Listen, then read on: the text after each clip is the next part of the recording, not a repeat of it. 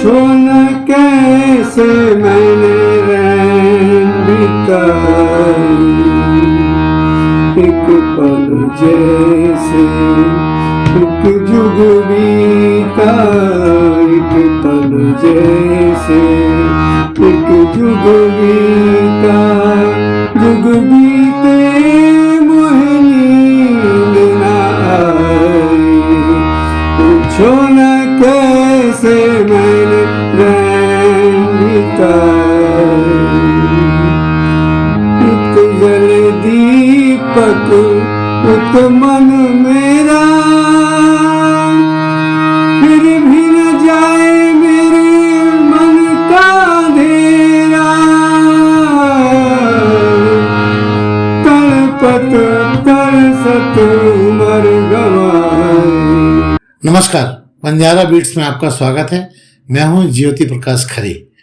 आज हम आपको एक ऐसे सीनियर सिटीजन से मिला रहे हैं जो मल्टी फ्लेवर्ड है।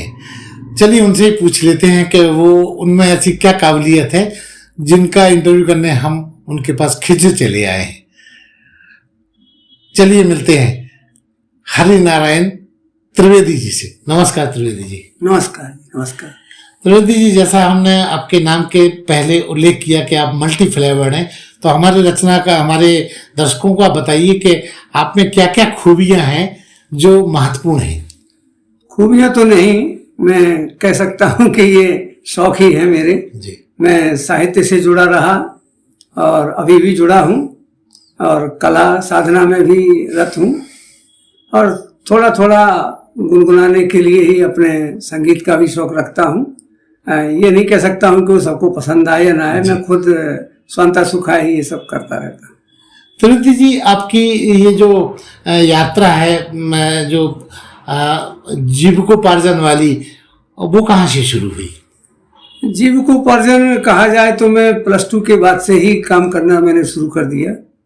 मैं पहले तो फिजिक्स, केमिस्ट्री और बायोलॉजी का स्टूडेंट रहा हूँ, लेकिन बाद में परिस्थिति ऐसी आई कि मैं BSc नहीं कर सका, तो मुझे काम करते हुए ही पढ़ाई करनी पड़ी जी। और मेरे पिताजी अध्यापक थे और उसी समय वो रिटायर भी हो गए और मैं BTC कर रहा था। कहाँ के रहने वाले हैं आप? मैं रहने वाला हूँ, पनारी ग्राम है, ललितपुर से कुछ ही किलोमीटर दूर है, लगा हुआ ही है, मतलब ललितपुर से अब नगर पालिका में भी आधा क्षेत्र वो आ गया है। वो छोटे से गांव का मैं रहने वाला हूँ।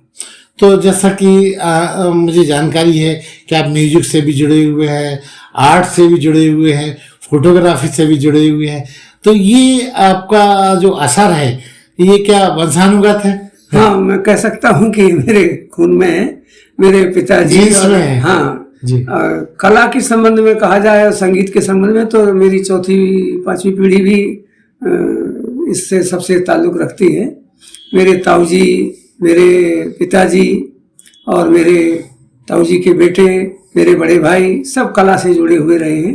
ताऊजी और पिताजी दोनों संगीत से भी जुड़े हुए थे, लेकिन संगीत में अपने पीढ़ी में मैंने और फिर मेरे जो कजिन के जो बच्चे हैं उनमें 2-3 लोगों ने ही इसको आगे रखा है, बाकी अपने अपने क्षेत्र में कमाल कर रहे हैं। जैसा कि मुझे पता है कि आप पांडिचेरी से सेवानिवृत्त हुए हैं, तो हमारे दर्शकों को बताइए कि वहाँ और इतनी सुंदर जगह में आप कैसे पहुंचे? मैं लंबे समय तक पांडिचेरी में रहा हूँ, लेकिन मैं सेवानिवृत्त दिल्ली से हुआ। अच्छा। केंद्र सरकार के गृह मंत्रालय में एक राजभाषा विभाग है जी। मैं उसके अंतर्गत पांडिचेरी में पोस्टेड था। कुछ समय में शिलोंग में भी रहा। अच्छा। और कोचीन में रहा और चेन्नई में भी मैंने योगदान दिया है। रिटायर में दिल्ली से हुआ। अच्छा। तो पांडिचेरी के सबसे लंबा प्रवास मेरा पांडिचेरी का रहा, लगभग 31 वर्ष मैंने पांडिचेरी में बिताए, और वहाँ कला का बहुत अच्छा वहाँ वो था, प्रभाव था, माहौल था। बाकी भाषाई परेशानी थोड़ी सी थी क्योंकि काम चला हुई तमिल मैंने सीखी। मैं उसमें उतना ज्यादा नहीं घुस पाया, लेकिन संगीत सुनने में बहुत अच्छा लगता था, कर्नाटक संगीत का, और उनके कुछ राग और हमारे यहाँ के राग मेल खाते हैं, और कुछ राग वहाँ से हैं जो यहाँ ज्यादा प्रचलित हो गए, जैसे राग शिवरंजनी है, हंसध्वनि है। तो इस तरह से उत्तर और दक्षिण का जो मेल है वो कई मामलों में हमने वहां पर देखा और उसका आनंद भी उठाया। जी, तो त्रिवेदी जी, हम चाहेंगे कि आप, चूंकि म्यूजिक की बात हो रही है तो आपकी हारमोनियम सामने रखी हुई है, तो एक आध धुन हमारे दर्शकों को सुनाएं आप।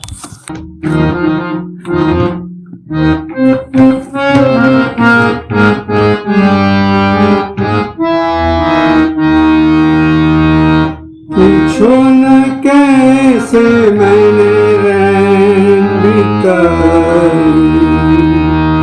एक पल जैसे एक जुग बीता, एक पल जैसे एक जुग बीता, जुग बीते मुझे नींद न आई। पूछो न कैसे मैंने रैन बिताई, इत जल दीपक उत मन मेरा, फिर भी न जाए मेरे मन का अंधेरा। तड़पत तरसत उमर गवाई, पूछो न कैसे मैंने रैन बिताई। बहुत शानदार त्रिवेदी जी, मैं चाहूंगा कि मेरे दर्शकों के एक और कोई धुन और सुनाइए प्लीज। लो हो गया है एक धुन और कोई सुनाइए।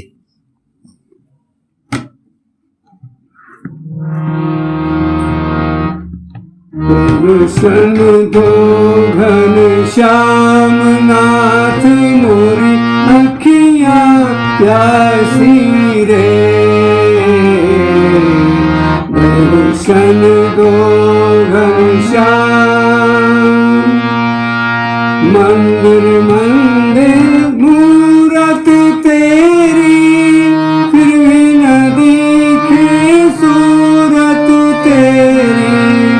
युग बीते ना आई मिलन की पूर्णमासी रे। दर्शन दो घनश्याम। बहुत शानदार, बहुत शानदार। त्रिवेदी जी, आपकी हमने हारमोनियम पे धुन सुनी, दिल खुश हो गया। हम चाहेंगे कि अब आपका दूसरा जो म्यूजिक से जुड़ाव है, बांसुरी से, इसके बारे में बताएं। बांसुरी आपको कैसे आपके मतलब आपके जीवन में आई? बचपन में मैं लोगों से बांसुरी सुनता था और मेरे एक चचेरे भाई हैं, वो सूरदास हैं और उनको मैं दादा कहता हूँ। तो अपने सुदामा दादाजी से मैंने संगीत भी थोड़ा थोड़ा सीखा। हालांकि वो खुद जो है देख नहीं पाते थे, लेकिन हमको बताते थे कि यहाँ से ऐसा करो, ऐसा ऊंचे जाओ या नीचे जाओ। उनको विलक्षण प्रतिभा हाँ, उनकी अंदर विलक्षण प्रतिभा है और मैं उनको नमन करता हूँ। अभी हैं हमसे करीब 7 साल बड़े हैं। अच्छा अच्छा। और उनसे वो खड़ी वाली बांसुरी बजाते हैं, सीधी वाली जी। तो उनसे मैंने थोड़ा थोड़ा उस बांसुरी पर सीखा, लेकिन मुझे मजा नहीं आया जी। और फिर लगभग 25 साल का गैप हो गया, मैं बाहर था जी। तो उनके सानिध्य में नहीं रहा जी। और मुझे आड़ी बांसुरी का शौक था जी। उसमें फूंक नहीं निकलती थी जी। मैं बांसुरी खरीदता था और हटा देता था जी। एक दिन ऐसा हुआ कि एक बांसुरी मैंने ली और उसमें फूंक मैंने जैसे ही मारी तो उसमें आवाज सुर आ गया। बस अभी ये 2015-16 की बात है। उसके बाद से फिर उंगलियां उस पर नहीं आती थी, बड़ी उस पर नहीं आती थी। अभ्यास कर करके मैंने थोड़ा थोड़ा सीखने की कोशिश की है, मन में अभी है, लेकिन वो पूरी तरह से हम चाहेंगे कि हमारे निष्पादित नहीं हो पाती। हम चाहेंगे कि हमारे दर्शकों को आप अपनी बांसुरी की कोई मौलिक धुन सुनाइए।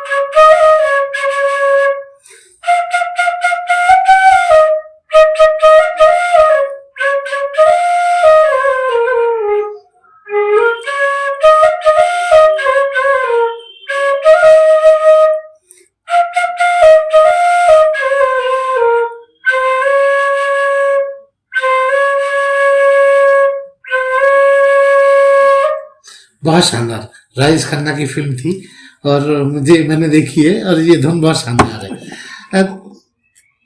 त्रिवेदी जी, आप हमें एक बात बताइए कि बांसुरी को जैसे आप प्लान करके जब बजाते हैं तो बांसुरी के जो सुर हैं वो छेद होने के बावजूद फूटते कैसे हैं? ये बड़ा अलौकिक प्रभाव है, कठिन साधना है, प्राणायाम की तरह ही। जी जी। और मैं कह सकता हूँ कि कुछ ना कुछ जो जिसे कहते हैं बीज अंदर होता है, तो ये कहीं ना कहीं वो उसमें आ जाता है। गाने की सरगम याद ना भी हो, उसके सुर या नोटेशन मालूम ना होने पर भी इसे हम गॉड गिफ्ट ही कहेंगे कि ये हम लोग बजा लेते हैं। लेकिन जिनको सौभाग्य मिलता है गुरु के साथ सीखने का, उनके अंदर कमाल आ जाता है। और जैसा कि हम लोग जिन्हें देखते हैं, जिन्होंने शास्त्रीय संगीत सीखा है, उनकी माधुरी में और हमारे उसमें मैं तो कह सकता हूँ कि मैं एलकेजी में भी नहीं हूँ अभी। नहीं, फिर भी बहुत शानदार है। त्रिवेदी जी, मैं चाहूंगा कि हमारे दर्शकों को आप अपनी जो भी लुभावनी धुन है वो भी एक और सुनाए। जी, कोशिश करता हूँ।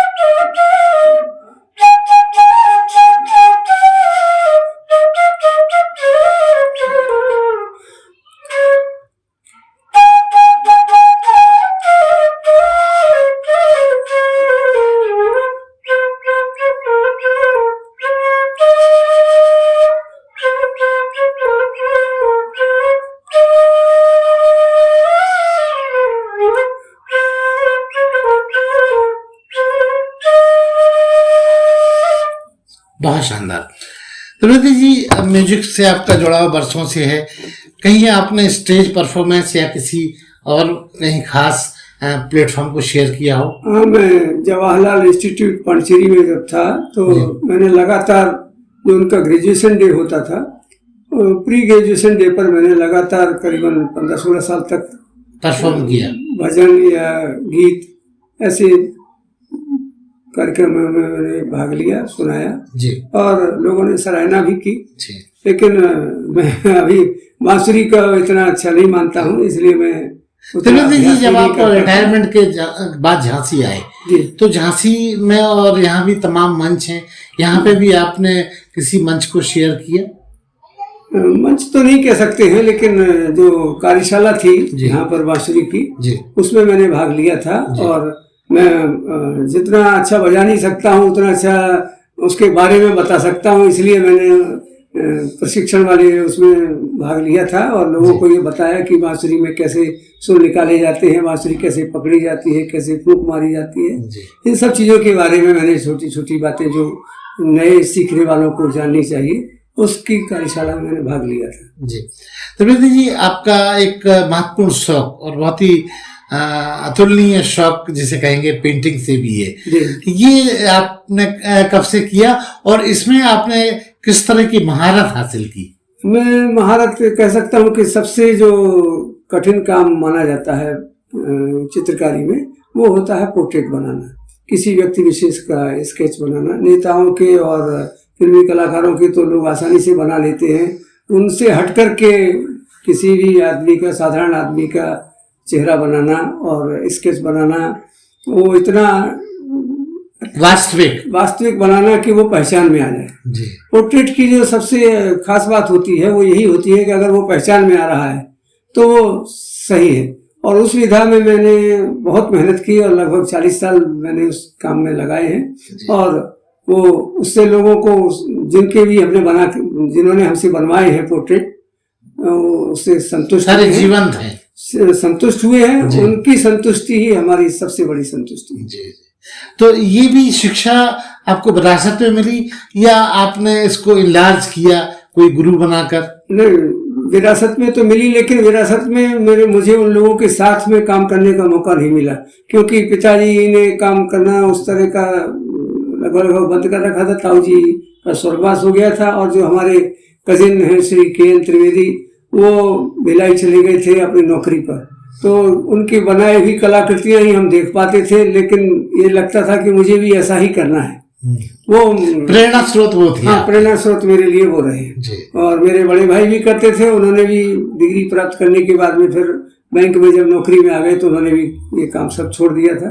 मैं पांडिचेरी गया तो मुझे वहाँ बहुत अच्छा माहौल मिला। एक बंगाली आर्टिस्ट थे श्री टी.के. पत्रा, उनसे मैंने वाटर कलर के कुछ टिप्स जानी और वाश पेंटिंग जो होती है अपनी भारतीय परंपरा के अनुसार उसको मैंने उनसे सीखा। लेकिन उनसे भी बहुत ज्यादा मैं नहीं लगातार सीख पाया क्योंकि मैं नौकरी कर रहा था। जी जी। और नौकरी के साथ साथ मैं फिर स्वतः ही अपने काम में लगा रहा और उसमें फिर बहुत सारे आर्टिस्ट दोस्तों से भी मेरी मुलाकात हुई और उनसे भी मैंने उनका काम देख देख करके बहुत कुछ सीखा। त्रिवेदी जी, आप जिस महकमे में रहे हैं, काम आपका ये सब शौक कैसे बचा के रखा आपने इन सारे शौकों को? जैसे आप फोटोग्राफी भी करते रहे, आप म्यूजिक से जुड़े रहे, आप पेंटिंग भी करते रहे और भी ऐसे बहुत सारे शौक होंगे, तो कैसे आपने तालमेल बिठाया? क्योंकि ये सरकारी नौकरी में बैलेंस करना बड़ा कठिन होता है। हाँ, कठिन तो होता है, लेकिन मैंने अपने जो कार्यालय के समय के बाद में जो भी मेरे पास में समय था मैंने उसका भरपूर उपयोग किया और मेरे परिवार ने उसमें मेरा साथ दिया। जैसे कि बाहर से कोई सामान लाना है या कुछ और घरेलू काम करने हैं, उन सब से मुझे मेरी श्रीमती डिस्टर्ब नहीं करते थे। श्रीमती जी ने मुझे जो है उस सबके से स्वतंत्र रखा, जिसके कारण मैंने बहुत सारा काम किया जी। बहुत सारा काम किया।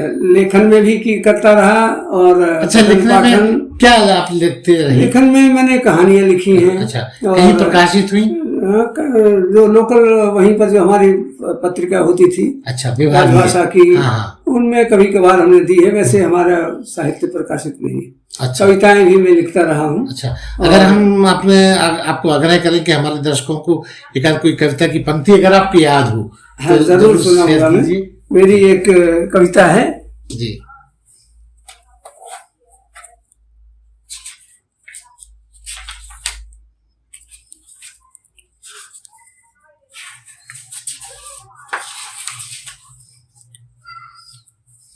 काश यदि में काग होता, कविता का शीर्षक भी यही है जी। काश यदि में काग होता, गर्व करता कृष्ण रंग पर चोंच को घिसता हमेशा, नवागंतुक आगमन का सदा देता मैं संदेशा। सर्वत्र मिलते काक बंधु, न कभी एकांत होता, काश मैं यदि काग होता।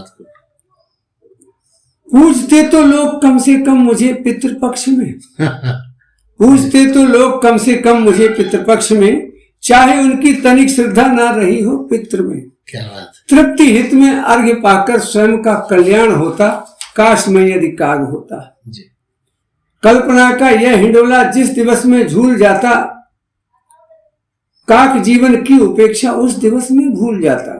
ना कभी ये हृदय जलता, ना कभी संताप होता, काश मैं यदि काग होता, काश मैं यदि काग। बहुत शानदार। जब आपने कविताएं लिखने का शौक रहा तो आपका बहुत सारा संकलन भी होगा, तो आपकी इच्छा हुई कभी कि आप कोई ऐसी पुस्तक के रूप में आपका ये जो अधिकतम काम मेरा जो है वो स्वांतः सुख है। मैं अपने काम से स्वयं संतुष्ट होता हूँ, उसके लिए ही मैं ज़्यादा कोशिश करता हूँ। और पब्लिश कराने में, इसी तरह से पेंटिंग का सोलो एग्जीबिशन लगाने, इन सब चीजों में मुझे ज्यादा रुचि नहीं रही है और मैं आप अपने आप को लुकाए छुपाए रखते हैं। ज्यादा लाइमलाइट में आना मैं समझता ही नहीं हूँ कि मैं अभी इस लायक हूँ। मैं तो आपका बड़ा कोशिश में ही मैं लगा हूँ और अपनी कोशिश से।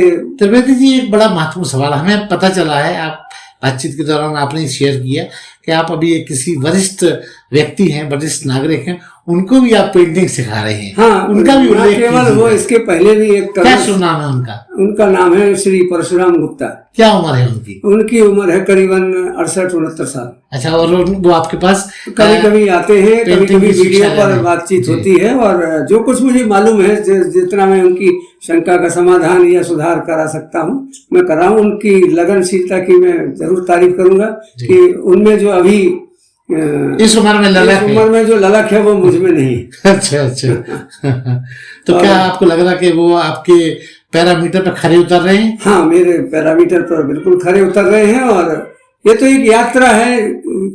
किसको कितनी दूर जाना है ये मैं नहीं कह सकता, कितनी ऊंचाई तक और कितनी सफलता उनको मिलती है, लेकिन मैं हमेशा उनकी सफलता की कामना करता हूँ और वो उनकी लगन की मैं प्रशंसा करता हूँ। जी, जैसा कि आपने बताया कि आपको फोटोग्राफी का भी बड़ा शौक रहा, तो किस तरह की फोटोग्राफी आप निकालते रहे? मैंने ब्लैक एंड व्हाइट फोटोग्राफी भी की है और कलर वाली भी की है और सबसे साधारण से साधारण कैमरे से लेकर के SLR और DSLR तक मैंने प्रयोग किए हैं। वीडियोग्राफी में भी मैंने तरह तरह के कैमरे प्रयोग किए और जैसे चिड़ियों तक की लेना है, करना है, क्लोजअप लेना है, उन सब के लिए भी कंधे पर जो है लेंस सब टांगे हुए और ये ईजल वगैरह ले करके और झील, तालाब, नदी किनारे जाना आना, ये सब में 2-3 दोस्त हमें वहां मिलते थे, वो दूरदर्शन में काम करते थे। जी। और हमारे पास हिंदी सीखने आते थे जी। तो उनके साथ में इस तरह की यात्रा भी कभी कभी हम करते थे और फोटोग्राफी करते थे उनके साथ। त्रिवेदी जी, अगर आपसे एट ए ग्लास टोटल ये पूछा जाए कि अब और ऐसी कौन सी ख्वाहिश है जो आपको अभी करना बाकी है, क्योंकि आपके इतने मल्टी फ्लेवर्ड शौक हैं कि एक छोटे से इंटरव्यू में सामा पाना बड़ा कठिन है। मैं अभी भी अभिनय के क्षेत्र में अपने आप को। अच्छा, अभिनय भी करते रहे आप? हाँ, अभिनय में वो यात्रा थोड़ा सा नाटक की सब में करता रहा और कभी कभी थोड़ी थोड़ी मिमिक्री भी करता था मैं कुछ लोगों की। अच्छा। तो आवाजें निकालना मेरा शुरुआत में शौक रहा है, लेकिन अभी खुद का ही गला अब हमने देखा है कि उतना खास नहीं रहता है, तो मैं उस चीज से अभी थोड़ा सा दूर हूँ। लेकिन अगर कभी मौका आया तो मैं स्वयं की लिखी हुई कहानी पर भी मैं कोई ना कोई छोटी मंचन करना चाहेंगे, मंचन भी करना चाहूंगा और उसको जो है मूर्त रूप देना चाहूंगा जी। तो त्रिवेदी जी, अब नया साल 2023 शुरू हो रहा है। हम चाहेंगे कि आप हमारे दर्शकों को ये बताएं कि त्रिवेदी जी के अब ऐसी कौन सी धमाकेदार मुद्दे हैं जो 23 में हम लोगों को देखने को मिलेंगे? धमाकेदार मेरा इरादा है कि मैं प्रकृति के दृश्यों के बारे में मैं कम से कम जितना हो सके अधिक से अधिक, बल्कि कम से कम नहीं, अधिक से अधिक मैं पेंटिंग बना सकूं। ये मैं अभी मेरे दिमाग में है, जैसे लोग कहते हैं कि रिजोल्यूशन या संकल्प, लेकिन मैं कह नहीं सकता कितना कैसा क्या कर पाऊंगा। कोशिश हमारी यही है कि मैं अधिक से अधिक रचना चाहे जिस तरीके की हो, मैं इस समाज को, अपने देश को देकर के जाऊं। ये मेरी उत्तरोत्तर हमेशा इस ख्वाहिश में, इस इच्छा में हमेशा वृद्धि होती रहती है। कितना कर पाता हूँ ये मैं अभी अपने आप से संतुष्ट नहीं जी। अच्छा त्रिवेदी जी, जैसा कि आप हमारे चैनल को कई वर्षों से देख रहे हैं, 2 वर्ष हुए हमारे चैनल को, मैं चाहूंगा कि चूंकि हमारा चैनल एक एकेडमिक इन्फॉर्मेशन देने वाला और कलात्मक लोगों का एक महाकुंभ जैसा मैं बनाने की कोशिश कर रहा हूँ, कुटुंब बना रहा हूँ, तो मैं चाहूंगा कि आप हमारे दर्शकों को एक छोटा सा संदेश जरूर दें। दर्शकों से यही कहेंगे कि बस जिंदा दिल रहिए और नया साल आ रहा है तो उसमें भी उसको पूरी हर्ष उल्लास के साथ में, पूरी ऊर्जा के साथ में पूरे समय काम करिए और मेरी तरह आलसी बन के मत रहिए। मैं काम करने में और सब तरह के उसमें आजकल आलस्य में डूबा हुआ हूँ और संकल्प तो मैं भी ले रहा हूँ कि मैं अपनी वॉकिंग शुरू कर सकूँ, थोड़ी बहुत एक्सरसाइज करूँ। यही संदेश मैं बाकी लोगों को देना चाहूंगा कि अपनी ऊर्जा का भरपूर प्रयोग करें, क्योंकि ये मैं देख रहा हूँ, समझ में आ रहा है कि जिंदगी बहुत छोटी होती है तो उसका जितना भरपूर उपयोग हम कर सकें और देश को समाज को कुछ दे सकें, वो प्रयास हमेशा कोशिश जारी रहनी चाहिए। लास्ट में मैं कहूँगा कि कुछ नया करने की कोशिश में पुराने हो गए और बाल चांदी हो गए, बच्चे सयाने हो गए। क्या बात। जय हिंद।